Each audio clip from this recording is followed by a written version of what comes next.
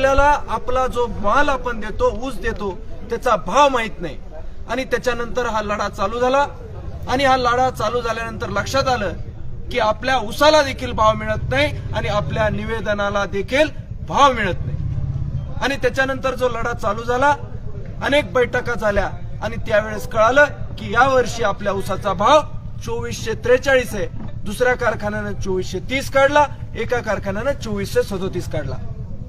आणि मग हे सगळं होत असताना कारखानदारांच्या पोटातलं ओठावर आलं आणि शेतकऱ्यांना वाटत होतं की यावर्षी 2700 भाव मिळणार आहे, पण खरोखर यावर्षी 2443चा भाव आपल्याला मिळणार आहे असं माहीत झाल्यानंतर या टीमनं गोले पाटील, अजय बोरांडे साहेब, भाई गंगाभिषण तावरे आणि अशा अपेट साहेब अशा अनेक शेतकरी नेत्यांसोबत त्यांचं मार्गदर्शन घेऊन, टाकरवंची तरुण मंडळी सोबत घेऊन एक विवंचना केली आणि त्यानंतर लढा उभा केला आणि लढ्याला अभूतपूर्व यश आज आलेलं आहे।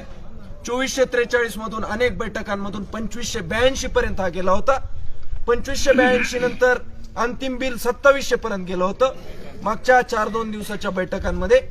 आणि 2700 मध्ये अंतिम 2700 जरी असला तर पहिली दुसरी उचल 2400 ते 2600 होती आणि नंतरचं काही खरं नसतं मित्रांनो। यापूर्वी अशा अनेक घोषणा झाल्या, बिल मिळालं नाही। आपण 3000 रुपयाची मागणी केली होती आणि पहिली उचल हीच अंतिम उचल हे आपल्याला माहित होतं। शेतकरी संघटनांच्या अनेक अनुभवांच्या, लढ्यातील अनुभवांच्या आधारे आपण मागणी करायची आहे, त्यामुळं बार्गेनिंगसाठी मोठी मागणी करावी लागते। लॉजिकल जरी असली तरी आपण ती 4000 ठेवली होती, परंतु खरोखर आपली मागणी 3000 होती। 19 तारखेच्या शेतकरी बैठकीमध्ये जे तरुण आणि शेतकरी पुत्र होते त्यांना माहिती आहे की आपली मागणी 3000 होती। आणि 2582 पासून आपण 2700 पर्यंत आलो। अभूतपूर्व यश असा शेतकऱ्यांनी हातामध्ये घेऊन केला। मराठवाड्यातल्या इतिहासातील पहिला हा क्रशिंग बंद आंदोलन आहे। क्रशिंग बंद करणं सोपं नव्हे। मोठ्या कारखानदारांच्या सोबत लढून, कोणाच्या सोबत वैयक्तिक वाद नसताना फक्त शेतकऱ्यांच्या हितार्थ युवा शेतकरी संघर्ष समितीनं हे आंदोलन पुकारलं, क्रशिंग बंद केलं आणि अगोदर शेतकऱ्यांना भाव द्यायला तयार नसलेली लोक पुढे आली, तरुण पुढे आली आणि सर्वात महत्वाचं म्हणजे वाहतूक ठेकेदार आणि ऊसतोडणी मजूर पुढे आले आणि त्यांनी हा सर्व शेतकऱ्यांना सोबत घेऊन हा बंद यशस्वी करून दाखवला।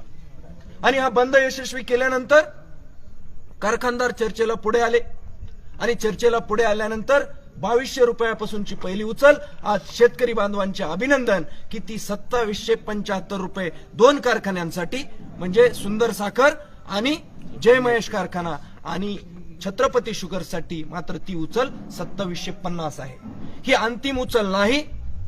अंतिम उचल दुसरा किंवा तिसरा हप्ता जे काही रेव्हेन्यू शेअरिंग फॉर्म्युल्यानुसार होईल, कदाचित तो 5 रुपयाचा असू शकतो, 10 रुपयाचा असू शकतो, 50 रुपयाचा असू शकतो किंवा नसूही शकतो, कारण साखरेचे भाव जर वाढले तर ते आपल्याला मिळतील।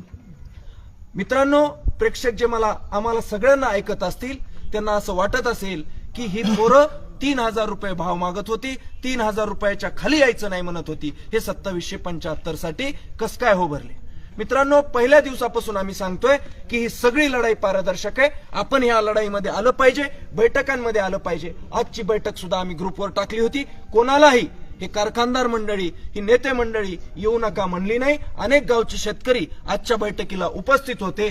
खरं तर कारखानदारांची आपली वैर नाही, वैयक्तिक लढाई नाही। निवडणुका असत्या त्यावेळेस ते आपापल्या पातळीनं लोक निवडणुका लढतील, परंतु हे श्रेय कारखानदार पुढे आले त्यांचं सुद्धा 50% आहे। आपण सुद्धा त्यांना श्रेय देऊ, शेतकऱ्यांना श्रेय देऊ, वाहतूक ठेकेदारांना देऊ, ऊसतोड मजुरांना देऊ आणि सर्वात मोठं श्रेय हे रात्री गस्त घालणारी पोरं ज्यांनी डेअरिंग केली, कायदा सुव्यवस्थेचा विचार केला नाही, स्वतःवरती काय केसेस होतील याचा विचार केला नाही, स्वतःचं आयुष्य धोक्यात घातलं। कदाचित शासनाने ठरवलं असतं तर ह्याला ऍक्ट ऑफ वॉर घेतला असतं आणि नाना तऱ्हेचे गुन्हे या पोरांवर लागले असते। या सगळ्या गोष्टीतून पहिल्या टप्प्यात आपली युवा शेतकरी संघर्ष समितीची 5 वर्षाचा प्लान आहे लढायचा। त्यामध्ये पहिल्या टप्प्यामध्ये आपण जवळपास 2800 पैसे गेलोय। 2500 रुपये जे काही कोणता कारखाना आहे तो येडेश्वरी शुगर्स त्यांच्या जवळ आपण गेलेलो आहे. साखरेचे भाव वाढले तर कदाचित तुम्हाला 100-50 रुपये जास्त सुद्धा मिळतील. शेतकऱ्यांनो, हे युवा शेतकरी संघर्ष समितीचं जेवढं यश आहे त्यापेक्षा जास्त हे तुमचं यश आहे. कारण आम्हाला सुरुवातीला वाटत नव्हतं बिलकुल की हा संप असा होईल, शेतकरी शेतकऱ्यांच्या अंगावर जातील. परंतु देशातली, मराठवाड्यातली आणि महाराष्ट्रातली ही अभूतपूर्व गोष्ट आहे की जो समजूतदारपणा आपण दाखवला. एकही भांडण या माजलगाव मतदारसंघामध्ये ऊसाच्या कारणानं संप केलेला असताना झाला नाही. आणि आम्ही युवा शेतकरी संघर्ष समितीच्या वतीनं त्या सर्व शेतकऱ्यांचे, वाहतूक ठेकेदारांची माफी मागतो की ज्यांचा ऊस तुटून राहिला आणि तो ट्रॉलीमध्ये होता. परंतु माफ करा, आम्हाला कोणासाठी तरी लढताना संप आणि बंद यशस्वी करून दाखवायचा होता. कदाचित तुमचे ट्रॅक्टर त्यावेळेस सुटले असते तर हे कारखाने परत चालू झाले असते आणि तुम्हाला पहिली उचल 2400च्या पुढे मिळाली नसती. आणि पहिली उचल तीच खरी उचल आहे, कारण ऊसाचं उत्पादन यावर्षी वाढलेलं आहे आणि त्या कारणानं आपल्याला तो निर्णय घ्यावा लागला. युवा शेतकरी संघर्ष समिती अशा शेतकऱ्यांची पुन्हा पुन्हा माफी मागते, परंतु सहकार्याबद्दल तुमचं अभिनंदन पण करते. धन्यवाद.